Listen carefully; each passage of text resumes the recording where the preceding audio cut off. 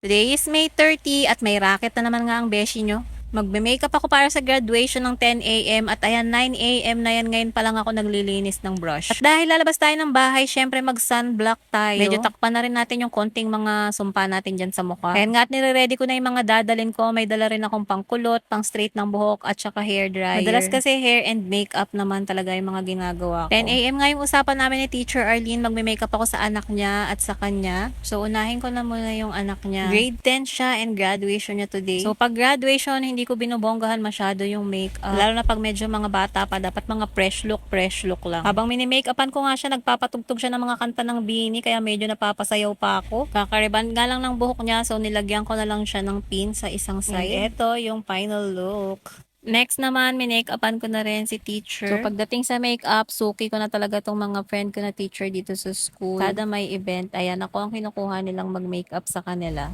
So, minake-upan ko lang si ma'am at saka tinali ko lang yung buhok niya para malinis. Pag uwi ko naman, nasalubong ko yung tito ko at papa-makeupan niya rin daw yung pinsan ko dahil gagraduate din. So, nag-lunch lang ako at dito naman ako nag-makeup sa pinsan ko. Camera shy siya, ayaw niya magpakita sa camera. Pag nagbablog ako, nagpapaalam din ako kung okay lang ba sa kanilang makita sa vlog. And if hindi, ayan, hindi na natin sila isinasama. So, yun lang muna for now. Bye! Thank you for watching!